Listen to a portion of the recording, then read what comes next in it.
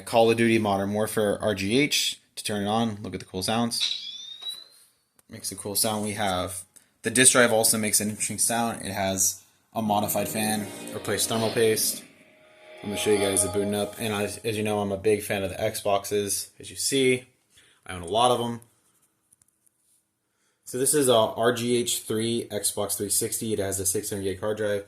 You see the corner, it's going to load all the stuff up. It boots up pretty fast. It's not an SSD, but we're going to go ahead and run you through the command. So these are all the different games that it has installed. I pretty much put all the best games I could fit, and I try not to put too many OG Xbox games and emulators just because I do OG Xboxes as well. So I wanted to do something different. It does have Nintendo games, obviously. It does have Sega Genesis games. I got all the GTA 5s. I forgot GTA 4, which is interesting, but not a huge deal.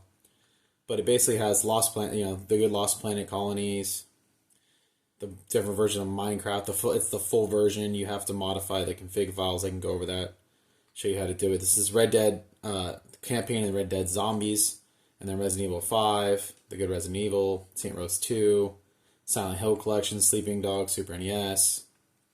Just, plethora of very good games. The 360 is underrated. This is a OG Xbox game. I couldn't figure out the cover. So if you guys are ever wondering how to do the cover, let me show you real fast. You hit the Y button on this, and you can go to the synopsis. You can go all the way. I'm recording with one hand. You want to go here, so screen capture. You can actually scroll over where it says save games, download covers. See, I just moved the controller over to do that. So if you do download covers, this is connected to Wi-Fi right now. It doesn't find any covers for this, so I'm still trying to figure out how to fix that. But if you run into the issue, that's how to fix it, and you can also update the name and get your DLCs, etc. through that. So I'm going to hit B for back. Has Game Boy Advance, Space Marine, Wet, Wolverine. I'm just going to show you, it's really snappy and fast. This Aurora dashboard is really nice. So let's say you want to play Wolverine. All you got to do is hit the A button, and then it will load the game up very fast. It's much faster than a CD, obviously, because if you have a CD watch, it makes a cool noise. Obviously, there's no CD in there. So this is running off the hard drive. And if you actually do that, it's going to actually reboot. I forgot. So if you hit this during the game, it's going to reboot as well. So you can reboot that way. And if you ever need to boot into the dashboard, you just hold the power button to boot into the dashboard. So that's one way to do it. So let me go back. Actually launch the game. So if we actually launch Wolverine instead of hitting the eject button, if I can record at the same time. I've actually been playing. I think I'm still on the first level, but my TV is real loud. Real loud. Where's volume? Sorry.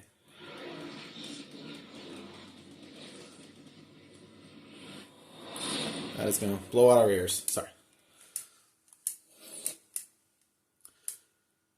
Yeah, so it's playing everything off the 600 gig hard drive that's located in the 360. And it obviously saved your game. Oh, I need to sign in. So you sign in with accounts. I have an account. I think it's called Gamer, I believe. Yeah, Player One. And it saves to the hard drive. See how it saves to the hard drive? And this will keep your progression on all your games. So I can continue my game. I don't have to start a new one.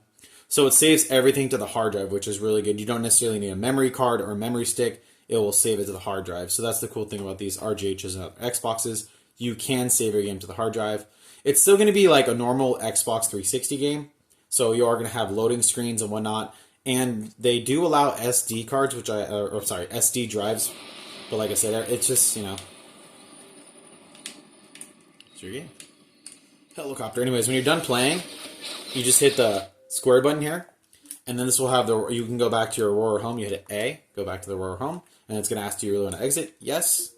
And then this will load you back to the dashboard, and the dashboard comes up pretty fast. Depending on how many games, see how it loads in the corner there? It's going to populate. It's much faster than the OG Xbox, but this is pretty much how to play your games. You can hit select on your controller, and this is, as you see, mine's connected to my local area network, so that IP address is, if you want to FTP the files over to it, the password, the OG password, I think it's Xbox, but this one's called Xbox FTP one word, Xbox FTP one word, and you can FTP everything over there. So yeah, it's running pretty cool, like I said. So you can actually go to B, hit start as well. If you hit the start menu, you have these different options too. You can mess with the profile, you have your content folder, your different modules. You can launch the dash launch, you can go to FTP server, you can use Nova. There's a lot of really cool stuff you can do with it. This is the latest version of Aurora. So big shouts out to the people who made this. I'm very, very happy with this Aurora. And then when you're done playing, you just hit start. and you just go over. So you can actually see the temps there. So the processor is 63, the graphics 51. I would mostly go by these temps. As you see, it's running under 70 degrees Celsius. Even when you game, it doesn't get much over 70 because this does have MX thermal paste has been replaced on it. And then basically, if you're doing this, you want to set your system the same way. So you have your game drive and your hard drive one, the hard drive here. So you have your war and your war, and then I basically put the OG Xbox games in here, Xbox 360 games here.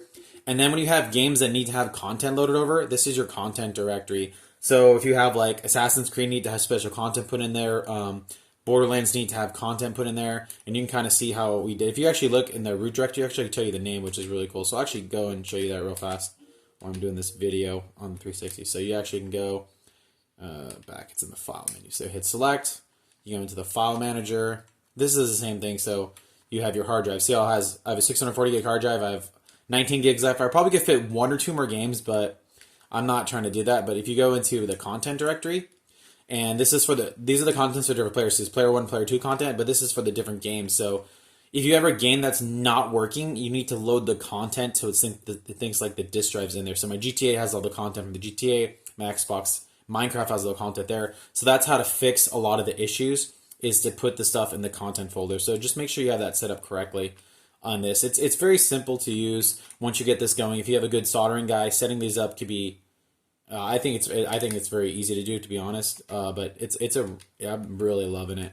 It's been great. And this is also another really good game, Armia 2. So anytime you want to launch the game, you just hit A and it will load up for you. It takes a few seconds and you're ready to play. Hope you guys enjoyed the video. If you guys are interested on these RGHs, I do sell them. They start at $300 and up just because I spent a lot of time doing all the artwork, getting all the games you want. I don't have a lot of big hard drives right now, so if you actually bring me a hard drive, like a 1 terabyte or so, I would discount like, $40, $50 off the price. So just let me know. Thank you.